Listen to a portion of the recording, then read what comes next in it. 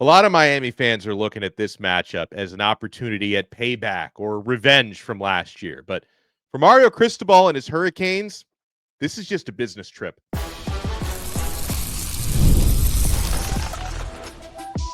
You are Locked On Canes, your daily podcast on the Miami Hurricanes, part of the Locked On Podcast Network, your team every day. Happy Friday. We made it. I'm Alex Dono, University of Miami alumnus, co-host of Locked On ACC and writer for Canes County at Rivals. And thank you so much to the everydayers for making Locked On Canes your first listen and your first watch today. We're available free wherever you get your podcasts. We're free on YouTube. We're part of the Locked On Podcast Network, your team every day. Today's episode is brought to you by FanDuel. You can start the season with a big return on FanDuel. New customers can place a $5 bet, and you'll get started with $150 in bonus bets if your first $5 bet wins. Visit FanDuel.com to get started. On this episode, we'll give you our predictions for Miami at Georgia Tech Saturday at noon. We'll talk about Miami's matchups and where they can definitely get an edge against the Yellow Jackets. But, this notion is we bring in the postcast king, the man who you're going to see and hear right after the game goes final tomorrow afternoon between Miami and Georgia Tech, Jim Greasehopper. Grease, I know for a lot of Miami fans, they think about, the knee that was not taken last year, the fumble, which I don't think was a fumble, then the defensive collapse that ensued. Like, so many things had to go wrong for Miami to lose that game against Georgia Tech at home last year. So a lot of Miami's fans are thinking about payback, but, everything I have seen and heard from Mario Cristobal and his team, not only this week, but all season long, is they're not thinking about last week, let alone last year. They've got that 1-0 mentality. Miami is all-time 14-14 against Georgia Tech. So you're, going for an important win tomorrow, but they are only thinking, Grease, about what's in front of them, not about what's behind them. Yeah, and I think a lot of those games, Alex, were with teams that were constructed differently. And with Mario Cristobal as head coach, it starts up front. And that's something that's been missing for a long time from the University of Miami. Even in the heyday years, right, we had some really good offensive lines. You think of Brian McKinney, Joaquin Gonzalez. You think about how nasty they were up front. They got worked. They got dominated by Ohio State. Even that group did, right? And that was after McKinney left, obviously. But when I think about and Joaquin, but it was the next year, that whole group with Romberg and them. And that's the last time we had a great offensive line like this, is what I'm trying to say.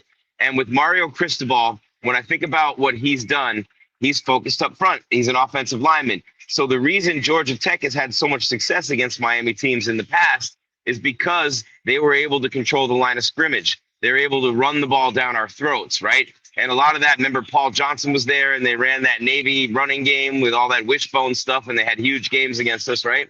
You remember those games? Well, and I think now up front, our team is much better equipped to handle those things. Our defensive line is coming at you in waves again, and our offensive line is pounding the football. So, yeah, I like the idea of the 1-0 mentality. I like the idea of the business trip. And Mario can say that all he wants, but that was a lot of embarrassment. That was a lot of scorn. That was a lot of scrutiny. Hey, your head coach is an idiot. I got a million of those calls. I know you did too.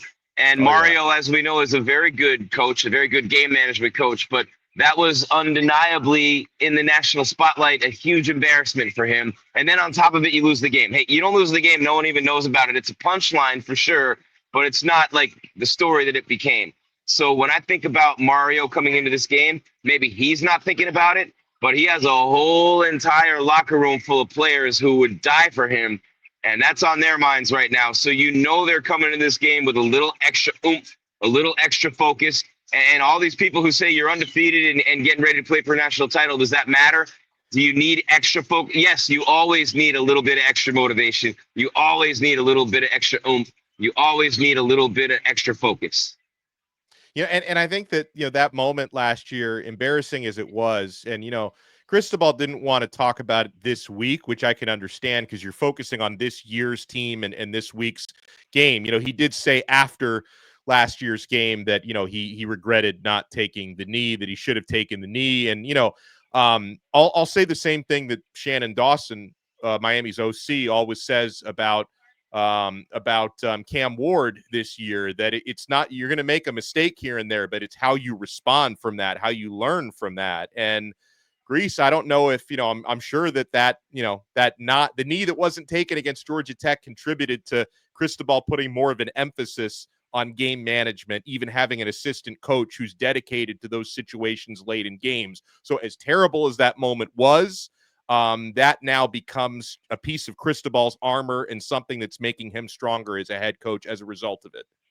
I love the way you put that. Yes, absolutely. More on the armor. And, those things come at you so fast in Mario's defense. And we're not defending him from last year. We don't need to, but it happens so quickly. Anything in a football game, in those moments late in the game, those choices come at you in real time at warp speed. It's easy to sit at home watching the TV, looking at replays, listening to commentators. People like us are online, so it's easy to be a super fan and say, I woulda, shoulda, coulda. But bottom line is, I'd sacrifice that game last year 100 times to have an undefeated season right now this year. Alex at 9-0 coming in. And, the way Cam Ward has played has been the biggest difference in this team. And if you don't believe me when I tell you every single week on the postcast and every single week when we do this, right? Not you, Alex, but anybody out there doesn't believe me, how important the quarterback is. Just look at Haynes King. Just look at Georgia Tech, right? They average 9 points a game without him. They average over 30. I think 36 is the number with him. He's the one who threw the 44-yard touchdown last year to beat us. He's the reason why there's optimism this week at Georgia Tech, because he's coming back. It's their homecoming game. How effective will he be? Remember, Michael Vick had the ankle injury, came back against us in the early 2000s. It wasn't the same, and still half of Michael Vick almost beat us. But end of the day, man, that dude is huge for Georgia Tech. Their offense completely different. They can't get anything done without him. And one other thing I want to say is they beat Florida State to start the season. And I want to give Georgia Tech a lot of credit for that win, because we didn't know Florida State was a paper tiger. We didn't know how bad they were. Florida State went into that game very highly ranked, and Georgia Tech thought they were going in and beating a very top-level team. So the mindset that it took to go over to Ireland and get that job done, this team is battle-tested, man. You cannot take anything for granted against Georgia Tech. Yeah. Yeah, I like you bring up Haynes King. Now, he's missed Georgia Tech's last 2 games because of, I think it's a strain to his throwing shoulder or a sprain to his right throwing shoulder. But we're all expecting him to play. You mentioned it. Cristobal mentioned earlier this week he's expecting King to make his return. Now, he missed Georgia Tech's previous 2 games, but then they're also coming off of a bye week. So he's had 3 weeks to recover. I did see on social media earlier today, and I guess kudos to the fan who did this, although maybe don't do this, because I don't want people to try to say Miami's got spies out there. Maybe you didn't see this, Grease, but some Miami fan who's in Atlanta, for the game tomorrow, snuck into a Georgia Tech practice. I guess they were practicing at Bobby Dodd Stadium where the game's going to be, and he got clips of Haynes King practicing. So he's got the proof. Now, King might have still even been practicing the last couple of weeks when he was missing time. Right. But we did see video evidence of King practicing. No, he's playing. Again, homecoming, he's undefeated Miami. If he can even move tomorrow and drag, he could walk like Kaiser Soze. He's playing. But it's his shoulder anyway. So, but still, with the shoulder, that might, it could really limit him. So that's something for a quarterback that's an issue. You never want to, as big a part as he is of the offense, he's the focal point of everything. So coming back, hasn't played in 3 weeks. That's not going to be the same as he was when they're putting up 30 plus per game, regardless of whether he plays or not. Yeah, and it is a good Georgia Tech offense, good when King plays, and we'll talk a little bit about their defense. I want to talk about the areas where I think Miami matches up very favorably against Georgia Tech. We got the postcast king with us, Jim Greasehopper. Remember, Grease is going to have his postcast right after the game is over tomorrow afternoon, right after hopefully a 10-0 start for Miami. You guys want to keep it locked right here. We're going to talk matchups. We're going to do predictions. We are only getting started on this brand new episode of Locked On Canes. You want to keep it locked. Small business owners, I know you're keeping it locked to LinkedIn, because when you're hiring for your small business, you want to find quality professionals who are right for the role. That's why you have to check out LinkedIn Jobs. LinkedIn Jobs has the tools to help find the right professionals for your team faster and for free. LinkedIn isn't just a job board. LinkedIn helps you hire professionals you can't find anywhere else, even those who aren't actively searching for a new job, but might be open to the perfect role. In a given month, over 70% of LinkedIn users don't visit other leading job sites. So if you're not looking on LinkedIn, you're looking in the wrong place. On LinkedIn, 86% of small businesses get a qualified candidate within 24 hours. Hire professionals like a professional on LinkedIn. 2.5 million small businesses use LinkedIn for hiring. So post your job for free at linkedin.com/lockedoncollege. That's linkedin.com/lockedoncollege to post your job for free. Terms and conditions apply. We're also proudly brought to you by Robinhood Gold. With Robinhood Gold, you don't need a silver spoon to eat up the financial favors of the 1%. Robinhood Gold allows others to get the rates and perks usually reserved for the high society. Now, the resourceful individual with Robinhood Gold can earn the very liberal rate of 4.5% APY on uninvested cash and be rewarded with a handsome 3% retirement boost on an IRA account. Robinhood Gold provides the privileges of a high net worth for any net worth. These generous benefits are now available for only $5 a month. The new gold standard is here with Robinhood Gold. Sign up at robinhood.com/gold. Terms apply. For product-specific disclosures, visit robinhood.com/gold. Investing involves risks. Rates may change. Gold membership is offered by Robinhood Gold, LLC. Thank you so much for making this Friday Locked On Canes your first listen and your first watch today. We're free wherever you get your podcasts. We're free on YouTube. We're part of the awesome Locked On Podcast Network, your team every day. So, for Georgia Tech's defense, Grease, the good news is they really improved their rushing defense from last year. They could not stop a nosebleed on the ground a year ago. They have now the 12th rated rushing defense in America. They're the second most improved rushing defense in the country. When they went up against Virginia Tech, who's a really good running team, they held them to 99 yards on the ground. That's the good news. The rushing defense for them has been a lot better. The bad news is the passing defense, not good, average at best, and the pass rush, virtually non-existent. Georgia Tech is 126th in America in sacks produced. 59th in America in passing yards allowed, and that keeping in mind having not even gone up against, a passing offense like Miami, which is number one in the country. So I still, Grease, think that Miami can find some success on the ground, and they need to, because you want to try to wear the defense down, especially when you've got an offensive line like Miami's and big running backs like Martinez and Fletcher. But when it comes to the passing defense, you would expect the usual suspects: Xavier Restrepo, Sam Brown, who's really been playing well, Jacoby George, Isaiah Horton, and the Heisman frontrunner Cam Ward to have some success down the field. So I do not believe Georgia Tech's defense matches up well at all against the strength of Miami's offense. This is an easy win cover for Miami, because of the passing game and Georgia Tech's pass defense. Cam Ward's been getting pressured a lot these past few games, except the Florida State game. They didn't get near him. But last week, Cam dealt with a lot of pressure. The Louisville game, he dealt with a lot of pressure. Virginia Tech, a lot of pressure. He's going to have a cup of coffee back there all day against Georgia Tech. And here's the way the run game's going to beat Georgia Tech. And I don't mean that's the reason Miami's going to win. I mean, here's where the running game is going to win, is because they're going to set up the run with the pass in this game.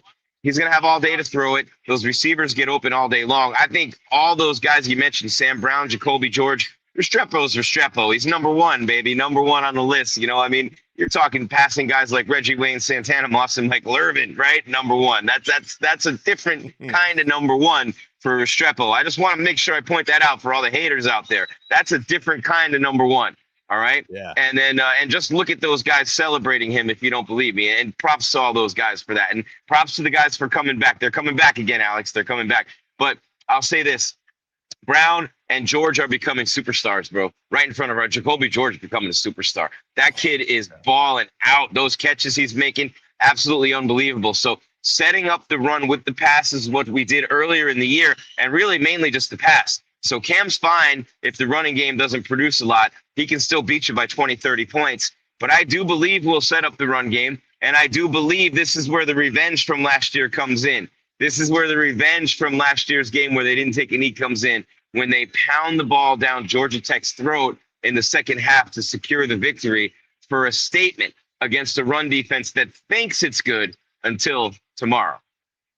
Now, all right, how worried would you be about Miami's defense? Because like in not in every game, like Florida State, they're just so bad. But in most of the games Miami's played against ACC opposition, they've managed to score on Miami, giving up more than 30 points in most of their ACC games. They just can't contain Miami's offense. So assuming Haynes King does play, we'll see what kind of shape he's in with that throwing shoulder. But he's completing over 70% of his passes this year, Grease. They have a really capable running game. King is part of that. Assuming he's going to be full strength, he runs Keep a hitting that lot. shoulder. Yeah, that's right. Yeah, Jamal Haynes is one of the better running backs in the ACC for Georgia Tech. They've got a couple really good wide receivers. Malik Rutherford, who hurt us last year. Eric Singleton. They're both putting up big numbers this year. And Miami's down another man in the defensive backfield. Jadis Richards suffered a significant injury, probably a season ender, but no matter what, we're not going to see him this weekend. And Damari Brown is not ready to return just yet. So Miami's going to be down a man in the secondary. How much does Georgia Tech's offense concern you? And also, I know I've given you a mouthful here, Grease, but when I talk about Miami's pass rush, we'll see how they do this week because Georgia Tech, one of the best offensive lines in the country, they've only given up 4 sacks all year. All year, they've only given up 4 sacks. So putting up pressure from Miami, I'm not saying they can't do it, but it won't be easy.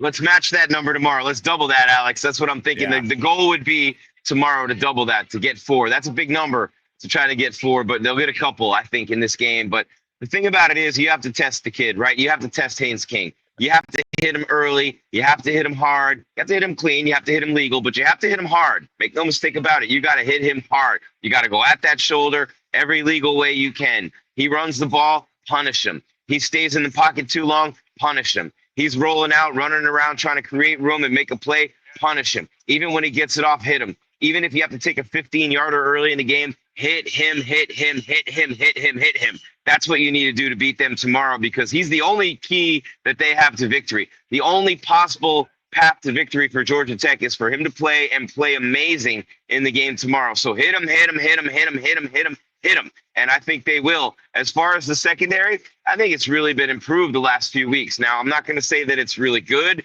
by any stretch, but I like what Frederic's been doing. I like the defensive backfield. When the pressure's there, they're holding that coverage. The problems for the secondary have come when the quarterback has been able to hit those 5 and 7 step drops or to roll out or move around and create more room. And there aren't many secondaries in America that can hang with elite wide receivers for that long. So you give them 4 to 6 seconds of good, solid coverage, then it's on the defensive line to get that pressure from there. Yeah, no, I totally agree with you.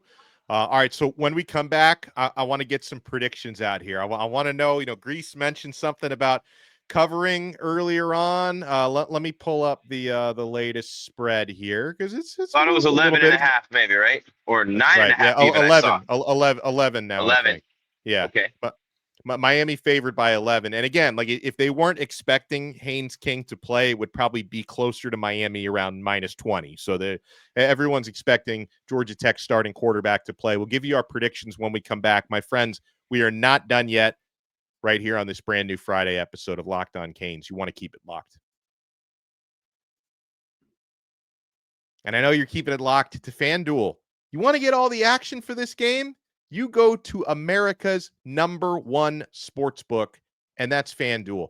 Get ready to tackle all the NFL action with America's #1 sportsbook because right now, new customers can bet $5 and get $150 in bonus bets if you win. The FanDuel Sportsbook app gives you everything you need to place live bets on the NFL all in one place. So when you have a hunch in the middle of the game, you can check out the latest stats, view live play-by-play, and so much more right on the same page where you place your bets. Just visit FanDuel.com to join today. Get started with that $150 in bonus bets if you win your first $5 bet. That's FanDuel.com. Never waste a hunch and make every moment more with FanDuel, an official sportsbook partner of the NFL. Thank you for making Locked On Canes your first listen and your first watch today. For your next listen, make sure you check out Locked On ACC. Kenton Gibson and I thought we had an awesome week of shows this week. Check out all of our episodes. We talk about the collision course that Miami and SMU are on right now towards the ACC Championship game. And in fact, let me get Grease's thought on that, because we're getting more clarity on the ACC Championship game picture, although both of these teams still have 3 games left to play. Miami and SMU, they're going to be favored in every game they have left on the schedule, but this college football season has been crazy when it comes to, upsets in all parts of the country. So how you feeling about that right now, the probability of Miami taking on Miami West, because they have a lot of former Canes players and a former Canes offensive coordinator as their head coach, Miami versus SMU possibly in the ACC Championship game. Do you think that's going to be the matchup? Well, yeah, I mean, maybe. I'll say that it's a lot of football, man. 3 games apiece. Yeah. That's a ton of football. So, and I'll say this, Alex, I don't care who plays in that game against us. I really don't. I don't care if it's SMU. I don't care who it is. It was all year long. Everybody's talking about Clemson. It's going to be Clemson. And look what Louisville did. And now all of a sudden I saw that your YouTube short, I think it was maybe a tweet that you put out, maybe both, knowing you, hardest working man in college football, Alex Dono.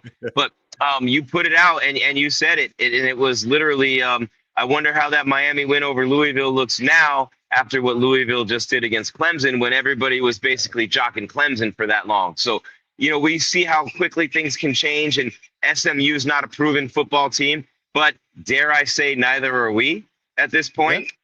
Yeah. And Cam Ward being in his first year. So much can happen, but I do think that if I had to put a number on it, I'd go about 70% likely, 75. Yeah, and obviously for Miami, got to take care of your business this weekend against Georgia Tech, and it's not going to be easy. I mean, Georgia Tech, it's obviously they're going to be motivated taking on Miami. Everybody is. They remember how that game ended last year. They're coming off a bye week. Yeah, homecoming for them as well. Miami, by the way, I hadn't mentioned this on the show because I'm not a big uniform guy, but Miami's wearing the all orange this week. I'm not we got the all green, we got the all black, now we got the all orange. Yeah, right, exactly. Did we get the all white yet? We did get the all white. We got all 4, right? Florida. Yeah, we got all 4. Yeah, all 4. Yeah, so Miami's going solid orange. I would assume that means. What's your favorite? I like the classic. I like the 2 classics. I like orange on white, and I actually like the Stormtrooper look, the all white. I think that's a badass look on the road. Okay. I love the all black. I'm not going to lie. That all black was badass. Yeah, it was. And also like something I noticed for Georgia Tech, and it's not the biggest sample size. Brent Key has been their head coach since he got the interim tag back in 2022. Yeah. But they've never had a 3-game losing streak with Brent Key as their head coach, and they're on a 2-game streak right now. So Miami's trying to give Georgia Tech a 3-game losing streak for the first time under their current head coaching regime. With that said, Grease, knowing Miami's got now the Heisman frontrunner, Cam Ward at this moment is by himself, plus 185 in the Heisman odds. He is first place, not tied for first, not tied for second. Miami's got the highest scoring offense in college football, the best third down offense in college football, which is something that's come in really handy this year, knowing even if it's like 3rd and 15, we're not worried. We're picking that bad boy up every single time. Going up against the Georgia Tech, 4th down as well has been really good. So how do you handicap this game? What do you think the final score is going to be? 48-20 Miami. I think that Miami comes out early and just stomps on the throat of Georgia Tech. Maybe 17 points in the first quarter. 2 or 3 scores in the first quarter, but I think touchdowns. So I'm thinking 14 or 17 in the first quarter. 48-20 Miami wins. Easy victory. Look, I don't care if Haynes King plays. I really don't care. It doesn't matter to me. It doesn't matter. Bernard King could come back and play. Any king could come back from the history of play. Give me any king you want. Go play for them. And it's not going to matter, Alex. And I wish I came up with a better one for you guys. I'm sorry. But Miami's going to start early in this game. Laser focused right now. Cam Ward's not going to let him slip, man. I've seen it too many times this year. We've all seen it too many times this year. No matter what happens, it's going to be Cam Ward in crunch time. You're not going to need crunch time this week, Miami. And the difference is, I believe in this team right now, the defensive backfield's getting better every week. The running game has really come on strong these past few games. And this has become almost, Alex, the defensive backfield's kind of getting there. Almost, right? A complete football team. And what I mean by that is every single unit, every single element, every single facet of the game. And you know where I'm going with this, Alex? We talked about it before the show. Where's my special teams touchdown, Miami? Where is it? We have not, as far as we know, we can't remember between the two of us. Maybe you could tell us in the chat, and please do if you know, a year that Miami made it through an entire season without a special teams return touchdown. This is the week, Alex. They fired their special teams coordinator during the bye week. There's reasons for that. That adds up to a 6-pointer coming back the other way on a punt or a kickoff this week. Finally, for Miami this year. Your final score is very close to mine. 48-24 is mine. And to your point, if Miami's able to score a lot early and set the tone for the game, the lesson to be learned from last week is you take a 14-0 lead, do not get complacent, because I thought they got complacent against Duke after they went up 14-0. They thought, same thing that I thought, this is going to be too easy.